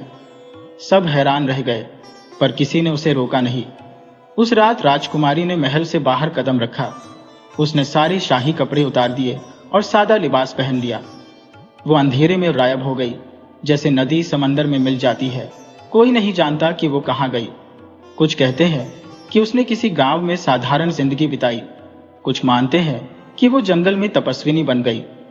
पर एक बात पक्की थी, वो अब सिर्फ सवाल पूछने वाली राजकुमारी नहीं थी, वो खुद एक जवाब बन चुकी थी। उसने कई गांव देखे, जंगलों में भटकी, पहाड़ों को पार किया। हर जगह उसे नए अनुभव मिले, नए सवाल मिले। पर इस बार वो उन्हें सुलझाने की कोशिश नहीं करती थी, बस उन्हें समझती और महसूस करती थी। एक दिन वो नदी के किनारे पहुंची। वहां एक बूढ़ा तपस्वी ध्यान में डूबा था। राजकुमारी ने पास जाकर पूछा, गुरुजी, क्या जिंदगी में ऐसा कोई पल आता है जब सच की तलाश पूरी हो जाए? तपस्वी ने आंखें खोली और हंसकर बोले, जिस दिन तुम्हें सच का एहसास हो जाएगा उस दिन तुम्हें यह सवाल पूछने की जरूरत नहीं पड़ेगी। राजकुमारी चुप हो गई। उसने अब तक सच को समझने की कोशिश की थी, पर क्या उसे सच में महसूस हुआ था? यह ख्याल उसके मन में घूमने लगा। साल बीत गए। अब राजकुमारी खुद एक ज्ञानी बन चुकी थी। उसने कई लोगों को राह दिखाई, कई सवाल पूछने वालों को समझाया, पर उसने कभी किसी को पक्का जवाब नहीं दिया। वो बस उन्हें अपने अंदर झांकने का रास्ता बताती थी। फिर एक दिन जब वो बहुत बूढ़ी हो गई, एक जवान लड़का उसके पास आया और बोला, माँ, मैं सालों से सच की तलाश में हूं, पर मुझे जवाब नहीं मिला। क्या आप बता सकती हैं कि सच क्या है? राजकुमारी ने उसकी आंखों में देखा और कहा, सच कोई जवाब नहीं, एक एहसास है। जब तुम इसे अपने अंदर देख लोगे तब मुझसे ये सवाल नहीं पूछोगे। लड़का सोच में पड़ गया। तभी राजकुमारी ने आंखें बंद की। उसके चेहरे पर शांति थी, जैसे उसे अब किसी जवाब की जरूरत न हो। वो चुपचाप मौन में खो गई, जैसे कोई सवाल जिसका जवाब वक्त खुद दे देता है। कोई नहीं जानता कि राजकुमारी के बाद क्या हुआ। जो उसे जानते थे वो कहते थे कि वो कोई आम रानी नहीं थी, वो एक सवाल थी जिसका जवाब हर कोई अपने अंदर ढूंढ रहा था। उसकी बातें लोगों में फैल गईं। गांवों में उसकी कहानियां सुनी जाने लगी। यात्रियों ने उसकी सीख को दूर दूर तक पहुंचाया। पर उसका सबसे बड़ा असर उस लड़के पर हुआ जिसने उससे आखिरी सवाल पूछा था। वो लड़का भी अपनी यात्रा पर निकल पड़ा। उसने कई जगह घूमे, जंगलों में ध्यान किया, संतों से मिला, पर उसे कहीं ठोस जवाब नहीं मिला। फिर एक दिन जब वो पहाड़ की चोटी पर बैठा था, उसे राजकुमारी की बात याद आई। सच कोई जवाब नहीं, एक एहसास है। उसी पल उसे समझ आया कि वो सच को बाहर ढूंढ रहा था, जबकि वो हमेशा उसके अंदर था। उसकी आंखों से आंसू निकले, पर वो हंस रहा था। उस दिन के बाद उसने कभी किसी से नहीं पूछा कि सच क्या है, क्योंकि अब वो खुद एक जवाब बन चुका था। शायद यही राजकुमारी की सबसे बड़ी विरासत थी, सवालों को नहीं, जवाबों को जीना। सालों बाद उसकी कहानियां किंवदंतियों में बदल गईं। कोई उसे ज्ञानी मानता, कोई संत, पर उसकी असली पहचान एक राज ही रही। वो लड़का भी एक ज्ञानी बन गया। लोग उसके पास आते, सवाल पूछते। जब कोई पूछता, क्या आपको राजकुमारी का सच मिल गया? वो बस हंसकर कहता, सच को पाना नहीं पड़ता, वो तो हमेशा हमारे साथ होता है, बस उसे देखने की नजर चाहिए। राज्य में राजकुमारी की याद धुंधली हो गई। नए राजा आए, महल में नए कदमों की गूंज होने लगी। पर कभी कभी कोई बूढ़ा दरबारी बाहर देखता तो उसे लगता कि कहीं दूर कोई औरत सादे कपड़ों में चल रही है, जैसे कोई सवाल जो वक्त के साथ कभी मिटता नहीं। महल वीरान हो गया, बगीचे के परिंदे उड़ गए, पर एक पेड़ अब भी खड़ा था जिसके नीचे वो सोचा करती थी। उसकी छाल पर गहरे निशान थे, जैसे वो सवालों की लकीरें हो। राहगीर वहां रुकते, उसकी कहानी सुनते और नए सवालों के साथ आगे बढ़ते। सदियां बीत गईं। राजकुमारी एक कहानी बन गई, पर कहीं न कहीं कोई न कोई आज भी वही सवाल पूछ रहा है, इस दुनिया में सबसे कीमती चीज क्या है? और कोई मुस्कुराकर जवाब देता है, वक़्त। फिर पूछता है, ऐसी कौन सी चीज है जो सबके सामने होती है पर लोग उसे नजरअंदाज कर देते हैं? और कोई कहता है, सच। राजकुमारी भले अब न हो, पर उसके सवाल हवा में तैरते हैं। उसकी सीख नदी की तरह बहती है। जब तक कोई ये पूछता रहेगा कि सच क्या है, तब तक ये कहानी चलती रहेगी। क्योंकि सच कोई मंजिल नहीं, एक सफर है, और ये सफर कभी खत्म नहीं होता।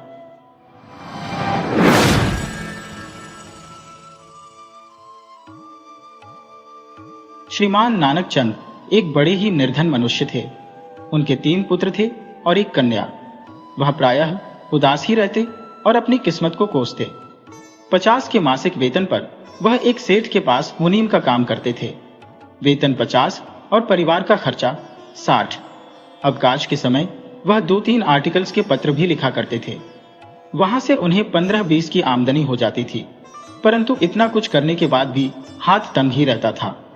नानक चंद अत्यंत आतुर रहते। उनके मुख पर कभी किसी ने हंसी की रेखा नहीं देखी थी। उनको न खाने का शौक था और न पीने का।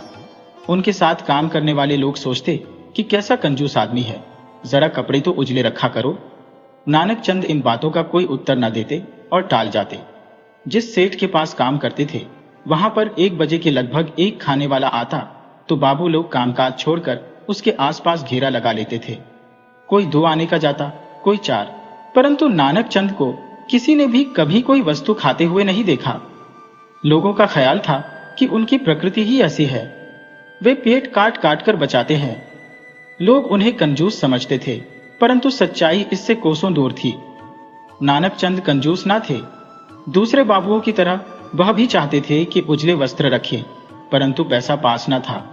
मिठाई का कंचा देखकर उनका मन भी बालक की तरह अधीर हो जाता था, परंतु घर के बड़े हुए खर्चे गला पकड़ लेते थे। एक दिन की बात है, प्रातः काल का समय था। नानक चंद आर्टिकल्स के पत्र लिख रहे थे और उनके पुत्र ऊधम मचा रहे थे। बसंत कहता था, अनंत मेरा घोड़ा ले गया, और अनंत रोता था, बसंत मुझे रस्सी नहीं देता। इन दोनों को झगड़ते देखा तो बड़ा बेटा जसवंत अचक कर रस्सी और लकड़ी का घोड़ा दोनों वस्तुएं ले गया। अनंत और बसंत दोनों चीख चीख कर रोने लगे। नानक चंद ने अपनी पत्नी सीता से कहा, इनको यहां से हटाओ, मुझे अभी बहुत सा काम करना है, महीने के अंत में फिर खर्चा नहीं है। सीता ने उत्तर दिया, तो क्या अब काम करते ही रहोगे? धूप की ओर तो देखो, 9 बज चुके हैं। सेठ जी के पास कब जाओगे? शब्द साधारण थे, परंतु नानक चंद के क्रोध में तेल का काम कर गए। उन्होंने जोश में आकर कहा, सहस्त्रों मनुष्य मरते रहते हैं, इन कमबख्तों को नहीं होता कि मेरे प्राण छट जाते हैं। मां सब कुछ सह सकती है, परंतु यह नहीं सह सकती। सीता गमगीन होकर बोली, हाँ, इन्हें क्या करो? तुम्हारे घर में जन्म लेकर इन्होंने थोड़े सुख देखे हैं। अब बच्चे हैं, मौन कैसे बैठे रहें? इन्हें देखकर तो तुम्हें जहर सा चढ़ जाता है। नानक चंद ने सीता को इस प्रकार घूर कर देखा मानो काट ही जाएंगे, और उत्तर दिया, हाँ, जहर सा चढ़ जाता है। तुम्हें काम नहीं पड़ता, घर में बैठकर बातें बनाना जानती हो। जितना काम मुझे करना पड़ता है, उतना मेरे दफ्तर भर में कोई नहीं करता। तो ब्याह न करते इनमें। इन बच्चों का क्या दोष है? दोष है, मैं चिल्लाता रहता हूं कि चुप होकर बैठो, मुझे काम करने दो, परंतु यह मेरी बात पर काम नहीं करते। सीता ने धीरे से कहा, फिर बच्चे ही तो हैं, भूल कर बैठने हैं। मैं इनको मार मार कर इनकी हड्डियां तोड़ दूंगा। चलो रोटी का लो, दफ्तर का समय हो गया है। नानक चंद रोटी खाने बैठे, परंतु 2 ही कौर मुंह में डाले होंगे कि घड़ी ने 10 बजा दिए। नानक चंद ने हाथ खींच लिया और थाली हटा दी। सीता ने प्यार से कहा, अब जल्दी जल्दी खा लो, जरा देर भी हो गई तो क्या हुआ? क्या सेठ जी कुछ भी कह देंगे? यह वाक्य कितना हृदय विदारक था। नानक चंद की आंखें सजल हो उठी। वह भरे हुए गले से बोले, क्या करूं, सेठ साहब बड़े ही कठोर आदमी हैं, छोटी छोटी बातों पर गुस्सा हो जाते हैं। अब जाने ही दो, मैं आकर खा लूंगा। सीता अभी कुछ कहने को ही थी कि नानक चंद की दृष्टि अनंत पर पड़ी। प्रातःकाल उन्होंने जितने भी पत्र लिखे थे अनंत ने सबके सब फाड़ डाले थे और उनका पुलिंदा बनाकर खेल रहा था। गया हुआ क्रोध वापस आ गया। अब नानक चंद अपने आप को रोक ना सके। उन्होंने अनंत को गले से पकड़ लिया और बोले, क्यों, ये क्या किया?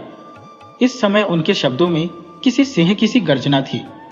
अनंत ने पहले पिता की ओर देखा, मानो उसने कोई अपराध नहीं किया, परंतु पिता की लाल आंखें देखकर वह सहम गया और धीरे से बोला, अब ना करूंगा। यही शब्द थे जिनको सुनकर नानक चंद पिघल जाते थे, जिससे उनका गुस्सा शांत हो जाता था। परंतु इस समय नानक चंद पर इसका कोई भी प्रभाव न पड़ा। सीता ने आगे बढ़कर अनंत से कहा, बेटा, बाबूजी के आगे हाथ जोड़ दे और फिर कभी कागज न छेड़ना। अनंत ने अपने भोले भाले हाथ जोड़कर अपराधी की तरह नेत्रों में आंसू भरकर कहा, अब न छेड़ूंगा। परंतु क्रोध के दरबार में विनती की कोई पूछ नहीं होती। नानक चंद ने बच्चे को मार मार कर अधमरा कर दिया। सीता ने उसे छुड़ाने का बहुत प्रयास किया, परंतु नानक चंद ने सुना अनसुना कर दिया और जब तक हाथ न थक गए वे बराबर मारते ही गए।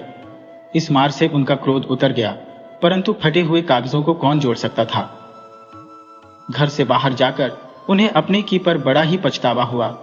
जब तक वे गुस्से में थे तब तक सोच न सके, मगर दफ्तर जाकर जब चैन से बैठे तो उनको अपनी भूल का अनुभव हुआ।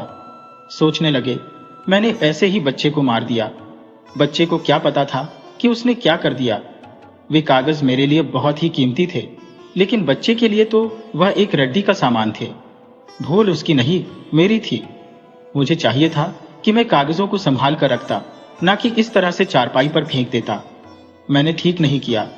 उसने उस समय कैसी निर्दोष दृष्टि से मेरी ओर देखा था, जैसे कोई दया के लिए प्रार्थना कर रहा हो, परंतु मैंने ध्यान न दिया। उसकी वाणी कैसी मधुर थी, जैसे श्याम का संगीत हो। सांझ को जब मैं घर जाता हूं तो किस प्रकार प्यार से वह चिमट जाता है। दफ्तर का समय होता है तो मेरे जूते लाकर आगे रख देता है। उसका बाल हृदय क्या कहता होगा। अबोध बालक क्या जानता है कि यह कागज काम के हैं या बेकार। परंतु क्रोध ने आंखें बंद कर दी थी। उन्होंने चाहा कि उड़कर घर पहुंच जाए, परंतु दफ्तर के नियम ने पांव जकड़ लिए थे। वे चुपचाप काम करते रहे। उस दिन उन्हें ऐसा प्रतीत होने लगा मानो समय रुक गया हो और घड़ी की सुइयां जाम हो गई हो। वे बराबर घड़ी की ओर देखते रहे और क्रोध से अपने होंठ काटते रहे। आखिर घड़ी ने 5 बजाए। नानक चंद लंबे लंबे कदम भरते हुए घर की ओर चल पड़े। बाजार में पहुंचे तो सोचा, अनंत को मारा था, वह अब क्या कहेगा। मुझे देखेगा तो चुप जाएगा, पुकारूंगा तो उत्तर न देगा। मिठाई का दोना ले चलता हूं, यह मिठाई उसके लिए मरहम का काम कर जाएगी। यह सोचकर नानक चंद ने 4 आने की मिठाई खरीदी और घर की तरफ चल दिए। परंतु वहां पहुंचे तो घर की अवस्था ही बदली हुई दिखी। एक ओर उनकी पत्नी बैठी रो रही थी, दूसरी ओर उनकी बेटी सिसक रही थी। नानक चंद के कलेजे में जैसे किसी ने भाला चुभो दिया हो। उनका सिर चकराने लगा और पांव तले से भूमि खिसकने लगी। उन्होंने मिठाई का दोना एक तरफ रखा और पत्नी के पास जाकर बोले, क्यों, क्या बात है? सीता इस समय तक चुप थी, परंतु पति की बात सुनकर वह अकुल उठी। उसने फन फैलाए हुए नागिन की तरह सिर उठाया और कहा, मिठाई बांटो, तुम्हारी इच्छा पूरी हो गई। सवेरे बच्चे को पीटने की शुभ प्रार्थना कर रहे थे, भगवान ने तुम्हारी प्रार्थना सुन ली। नानक चंद का कलेजा धड़कने लगा। उनके हृदय में बहुत सी शंकाएं उठने लगी। वह घबराकर बोले, क्यों, कुशल तो है? अनंत कहां पर है? अनंत तुम्हारा कौन है जो उसके लिए पूछते हो? सवेरे सवेरे मार मार कर बेचारी के प्राण ही ले लिए थे, अब कहां है? क्रोध जब अपनी चरम सीमा पर पहुंचता है तो चुप्पी साध लेता है। सीता ने कोई उत्तर ना दिया। नानक चंद ने हारकर अपनी बेटी से पूछा, सावित्री, अनंत कहां पर है? सावित्री ने सिसकियां भरते हुए उत्तर दिया, पता नहीं, घर में नहीं है। तो कहां है? आपके दफ्तर जाने के बाद बाहर निकाला था, फिर पता नहीं कहां चला गया। बहुत ढूंढा पर वह नहीं मिला। नानक चंद अपनी भूल का ऐसा भयानक परिणाम देखकर तिलमिला उठे और जल्दी से बाहर निकल गए। वे कभी सोचते कि किसी तांगे के नीचे ना आ गया हो, कभी कल्पना होती कि वर्षा के दिन है, नदी में बाढ़ आई हुई है, उसमें ना गिर गया हो। यह जो कुछ भी हुआ है उसका जिम्मेदार मैं हूं। सीता को कौन सा मुंह दिखाऊंगा? यह सोचते सोचते उनकी आंखों में आंसू आ गए। रोते हुए बाहर निकले और बच्चे को ढूंढने लगे, परंतु उसका कोई पता न मिला। ढिंढोरा पिटवाया, पुलिस में सूचना दी और हताश होकर घर की तरफ चल पड़े। अचानक एक विशाल भवन के सामने से गुजरते हुए उनके कान में एक आवाज आई, बाबूजी। निराशा ने आशा का रूप देखा। नानक चंद के पांव रुक गए। उन्होंने चारों ओर देखा। राय बहादुर मुबारक के घर के आंगन में दृष्टि दौड़ाई। इतने में फिर से आवाज आई, बाबूजी। नानक चंद का रोम रोम खुशी से पुलकित हो उठा। वह ईश्वर का धन्यवाद करते हुए दौड़कर आंगन में गए। दूसरे ही क्षण उनका पुत्र उनकी टांगों से लिपटा हुआ था, परंतु अभी वह अपने खोए हुए बालक को मिलने का सुख भी अनुभव न कर पाए थे कि राय बहादुर मुबारक उनके सामने आ खड़े हुए और बोले, यह बालक आपका है क्या? नानक चंद ने बालक की तरफ देखते हुए उत्तर दिया, जी हां, आप पिता नहीं, पिशाच है। ये जो इस बच्चे के शरीर पर मार के निशान है, आपकी करतूत है। आपको कुछ लज्जा आनी चाहिए। नानक चंद पर मानो घड़ों का पानी गिर गया। लज्जा के मारे उनका सिर झुक गया। धीरे धीरे बोले, यह मेरी मूर्खता थी। भविष्य में ऐसी भूल ना होगी। आपके कितने बालक हैं? 3 और लड़कियां। एक राय बहादुर ने प्यास नेत्रों से नानक चंद की ओर देखा। यह कैसा भाग्यशाली है। वह सोने लगी। यह निर्धन है तो आंगन बच्चों की हंसी से गूंजता राहत है। मेरे पास धन की कोई कमी नहीं है, परंतु मेरे घर में अंधेरा है। उनके नेत्रों में आंसू छलकने लगे। तब नानक चंद ने सुबह की सारी घटना उन्हें पूरे विस्तार के साथ सुनाई। राय बहादुर को बड़ा ही दुख हुआ और बोले, इसमें आपका दोष नहीं है। ये दोष आपकी दरिद्रता और आपकी गरीबी का है। किसी मनोहर विचार ने उनके हृदय में चुटकी ली। उनके मुखमंडल पर एक चमक सी आ गई। मुस्कुराकर बोले, आपको क्या तनख्वाह मिलती है? नानक चंद ने सर झुकाकर उत्तर दिया, 50। तो निर्वाह कैसे होता है? बड़ी तंगी से होता है। भगवान ने जो जीव भेजे हैं उनके खाने का प्रबंध हो ही जाता है। राय मुबारक ने सोचा, यही अवसर है जब नानक चंद को अपने वश में किया जा सकता है। वे मुस्कुराए और बोले, मैं एक बात कहूं? नानक चंद का दिल धड़कने लगा। उन्होंने आश्चर्य से कहा, कहिए। आपकी संतान है परंतु धन नहीं है।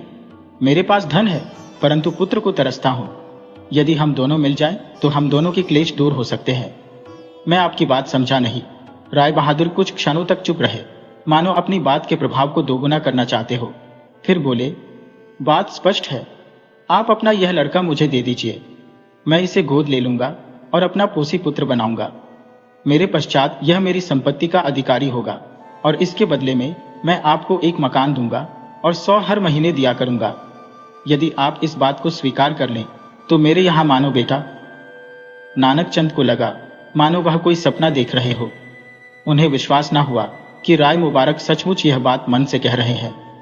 नानक चंद हिचकिचाते हुए बोले, क्या आप यह बात सच्चे मन से मेरे से कह रहे हैं? मुबारक राय के नेत्रों में आनंद छलकने लगा। वे समझ गए कि मैदान मार लिया है और बोले, हां, मैं जो भी कहता हूं सच्चे मन से कहता हूं। हम बालक से जब चाहे मिल सकेंगे। समय चाहे तब मिलो, मुझे इसमें कोई आपत्ति नहीं। नानक चंद सोने लगे। एक ओर पुत्र का प्रेम था और दूसरी ओर संसार का सुख। उनका हृदय निर्णय ना कर सका कि क्या करना चाहिए।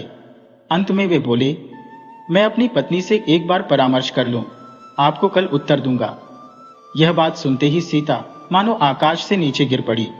उसने अनंत को छाती से लगाया और बोली, मुझे गरीबी से विकार है, परंतु बच्चा मैं ना भेजूंगी। नानक चंद ने अपेक्षा के भाव से कहा, मूर्ख हो क्या? परमात्मा ने 3 पुत्र दिए हैं, एक कन्या आदि है। यदि इनमें से एक पुत्र दे दिया तो क्या अंधेरा हो जाएगा? और फिर कोई दूर थोड़े ही है, 4 मिनट का रास्ता है। जब चाहे देख कर आ जाना, कोई रोक टोक नहीं है। सीता ने उत्तर दिया, ये सब कुछ ठीक है, परंतु मैं बच्चा बेचूंगी नहीं। नानक चंद ने जोश में आकर कहा, मेरी बात ना मानेगी?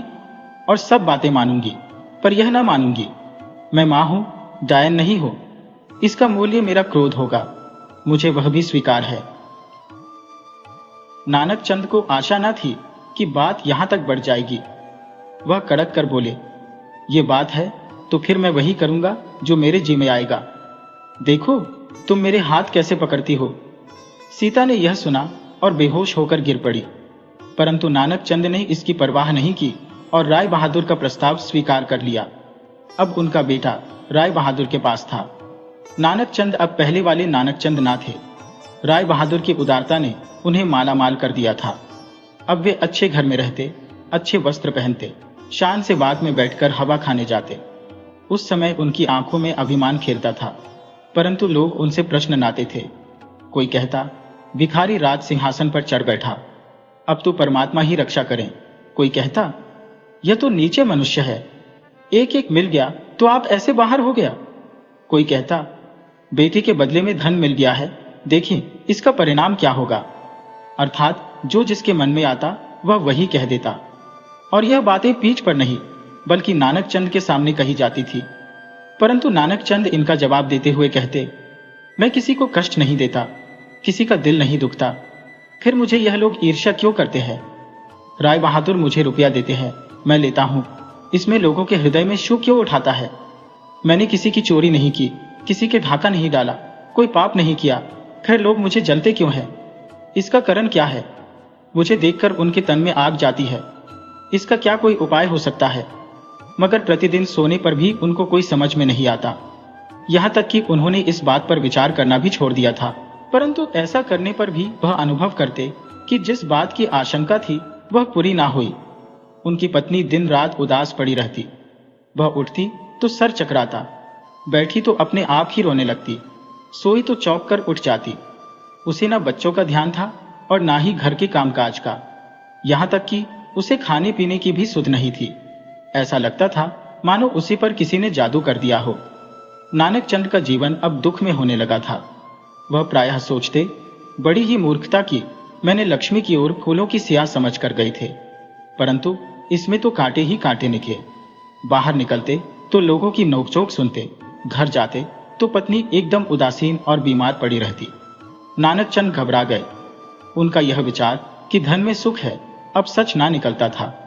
नानक चंद के नए मकान के निकट एक छोटी सी पुष्प वाटिका थी, जिसे उन्होंने अपनी इच्छा के अनुसार सजाया था।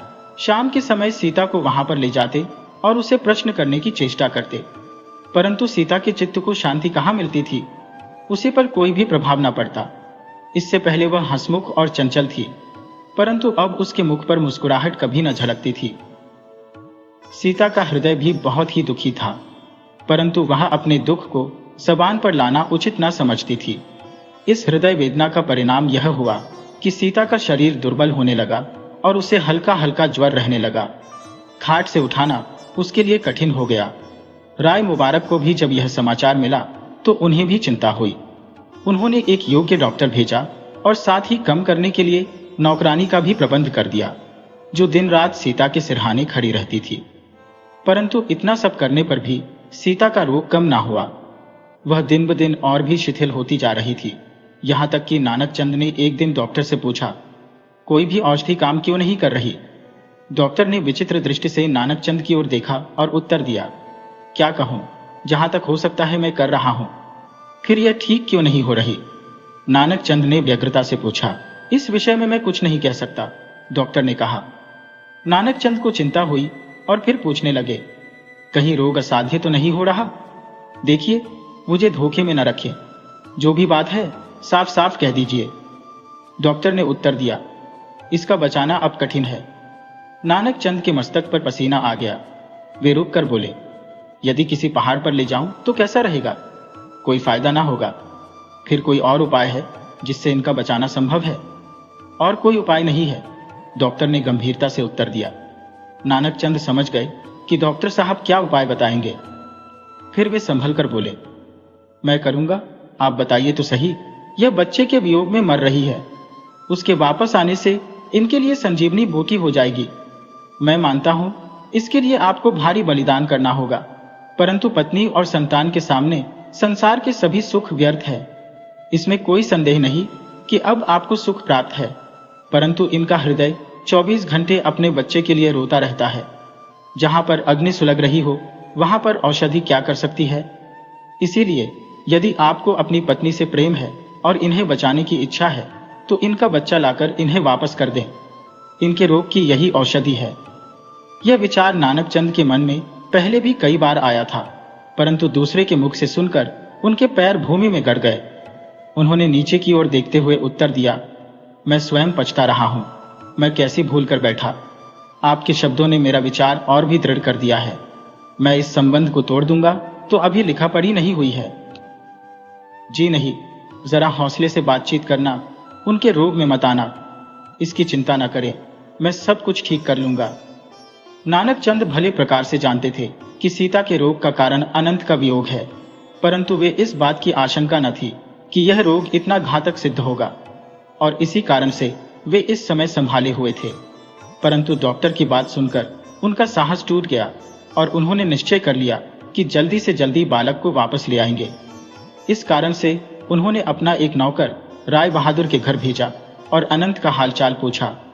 उत्तर आया कि अनंत भी बुखार से बेसुध पड़ा है और उसका इलाज भी डॉक्टर कर रहे हैं। नानक चंद के हृदय पर यह दूसरा आघात था।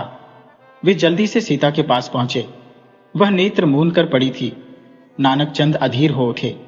यह वही सीता थी जो सुबह से सांझ तक कामकाज में लगी रहती और कभी थकती न थी, और आज उसके हाथों में इतनी शक्ति भी न थी कि वह अपने मुख से मक्खियों तक उड़ा सके। सीता को देखकर नानक चंद के पांव डगमगाने लगे, नेत्रों में जल भर आया और सीता के पास बैठकर भरे हुए गले से बोले, सीता। सीता ने आंखें खोल दी। जब से नानक चंद ने उसकी इच्छा के विरुद्ध उनका पुत्र राय बहादुर को दे दिया था, तब से उसने नानक चंद से बातचीत करना बंद कर दिया था। परंतु इस समय उनके स्वर में भारिया हुआ था और नेत्रों से आंसू बह रहे थे। इन आंसुओं में सीता का क्रोध भी बह गया। उसने धीरे से उत्तर दिया, क्यों रोते हो, क्या होगा? शांति रखो। नानक चंद को बात करने का साहस हुआ। वह कांपते हुए बोली, मैं तुम्हारा अपराधी हूं। सीता ने निश्चय कर लिया था कि वह माफ नहीं करेगी, परंतु पति के पश्चाताप भरे शब्द सुनकर उसका क्रोध जाता रहा। वह रोती हुई बोली, मेरा अनंत मंगवा दो, नहीं तो मैं राजी ना होंगी। नानक चंद ने सीता की ओर सजल नेत्रों से देखा और उत्तर दिया, हाँ, मंगवा दूंगा। कब तक? सीता ने अधीरता से पूछा। कुछ समय लगेगा, उसे चंगा हो लेने दो, इतने में तुम भी ठीक हो जाओगी। सीता समझ न सकी कि नानक चंद का मतलब मंगवाने से क्या है, मिलने के लिए या हमेशा के लिए, परंतु स्पष्ट पूछने का उसका साहस ना हुआ। फिर कुछ सोचकर बोली, यह घर छोड़ना होगा। छोड़ देंगे, नानक चंद ने धीरता से उत्तर दिया। रुपए पैसे का फिर से कष्ट होगा, सीता ने कहा। नानक चंद ने जोश में आकर उत्तर दिया, मैं दिन रात के 24 घंटे काम करूंगा, सूखी रोटी खा लूंगा, परंतु बच्चे को सुख संपत्ति के लिए नहीं भेजूंगा। यह शब्द सुनकर सीता का हृदय आनंद सागर में लीन हो गया। अगले ही दिन सीता ने नौकर को बुलाया और पूछा, बाबूजी है? नौकर ने उत्तर दिया, उनकी छुट्टी पूरी हो गई है, वे दफ्तर गए हैं। तो तांगा ले आओ, सीता ने कहा। कहाँ जाना होगा? नौकर ने पूछा। राय बहादुर के मकान तक जाऊंगी, सीता ने उत्तर दिया। यह सुनकर नौकर हक्का बक्का रह गया और बोला, यह ना होगा, आपका शरीर बड़ा ही दुर्बल है। सीता ने उसकी ओर देखा और कहा, तुम्हारी अपेक्षा मुझे अपने जीवन से अधिक प्यार है, परंतु डॉक्टर ने मना किया है। उसने मेरा रोग ही नहीं पहचाना तो इलाज क्या करेगा? तांगा ले आओ, मैं अपना बच्चा देखने जाऊंगी। सीता ने उसकी बात पर कोई ध्यान न दिया और बागी में बैठकर चल पड़ी। उसका सर चकरा रहा था, शरीर कांप रहा था, परंतु बच्चे का प्यार उसे बल और साहस दे रहा था। राय बहादुर के घर पहुंचकर वह उड़ती हुई उनके हाल कमरे में जा पहुंची। वहां उसका बच्चा एक बहुत ही बढ़िया पलंग पर लेटा हुआ था। कमरे में बिजली का पंखा चल रहा था। सीता मातृ स्नेह की व्याकुलता से आगे बढ़ी, परंतु अचानक उसके पांव रुक गए। विचार आया, वह सुख, यह आनंद, यह ऐश्वर्य मेरे यहां इसे कैसे प्राप्त होगा? इसके लिए जिस प्रकार रुपया पानी की तरह यहां पर खर्च किया जा रहा है, मैं वह कैसे कर सकूंगी? फिर इसे इस स्वर्ग से खींचकर वापस नरक में धकेलना, क्या यही मां का प्यार है? क्या मातृ स्नेह यही है कि मैं अपनी छाती ठंडी करने के लिए इसे टुकड़े टुकड़े के लिए मोहताज बना दूं? क्या मातृ स्नेह यही है कि मैं इसके सुनहरे भविष्य को मिट्टी में मिला दूं? बड़े ही भाग्य से यह गाड़ी पर चढ़ा है, क्या अब इसे मातृ स्नेह के कारण फिर से गरीबी में धकेल दो? सीता का धैर्य चुक गया। वह रोती हुई मुड़ी और अपने 3 मास से बिछड़े हुए पुत्र से जाकर लिपट गई। कुछ समय तक मौन का साम्राज्य छाया रहा। ऐसा जान पड़ता था कि मानो किसी ने मां बेटे पर जादू कर दिया हो। अचानक सीता ने अनंत का मुख चूमा और पूछा, क्यों बेटा, यहां रहेगा? अनंत ने नेत्रों में आंसू भरकर उत्तर दिया, ना, घर चलूंगा। सीता ने पूछा, यहाँ मिठाई मिलती है? अनंत ने कहा, हाँ मिलती है। सीता ने फिर पूछा, तो वहां पर मिठाई ना मिलेगी? थोड़ी है, अनंत ने उत्तर दिया। थोड़ी भी नहीं है, सीता ने कहा। अच्छा, और अच्छे कपड़े भी नहीं है? अनंत ने पूछा। सीता ने उत्तर दिया, घर वाले कपड़े गंदे हैं। अनंत ने कहा, हाँ बेटा, घर वाले कपड़े गंदे हैं। अब बता, यहां पर रहेगा? अनंत ने कुछ देर सोचा और फिर खड़ा होकर बोला, ना मां, आज ही मैं यहां पर नहीं रहूंगा। सीता ने फिर समझाते हुए कहा, यहां ना रहेगा? देख तो, कैसा अच्छा घर है, कैसा सुंदर पलंग है। हमारे घर में यह सब चीजें नहीं है। परंतु इन बातों का अनंत के हृदय पर कोई प्रभाव ना हुआ। वह दृढ़ता से बोला, मैं तो घर चलूंगा। सीता ने पूछा, वहां क्या? अनंत ने जवाब दिया, मैं ना जाऊं तो तू यहां पर रहेगा? सीता ने कहा, हाँ रहूंगी। और मैं चली जाऊं तो? अनंत ने कहा, मैं भी चलूंगा। सीता के रोम रोम में खुशी की लहर दौड़ गई। वह समझ गई कि बच्चा भी घर के प्यार में बंधा हुआ है। इस अवसर पर मां का हृदय फिर से भर आया।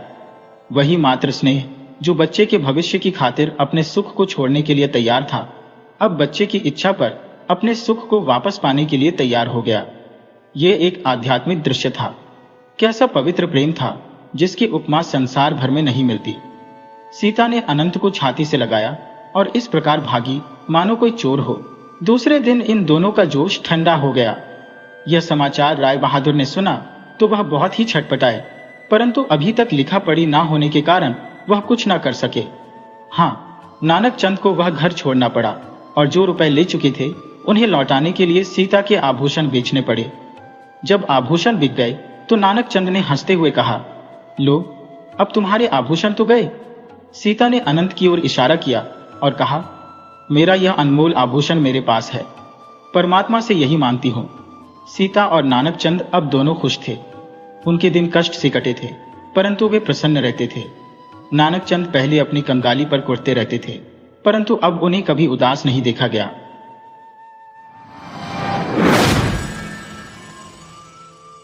वीडियो अच्छी लगी हो तो इसे लाइक करें और ऐसी ही मजेदार कहानियों के लिए चैनल को सब्सक्राइब करें और बेल आइकन दबाएं।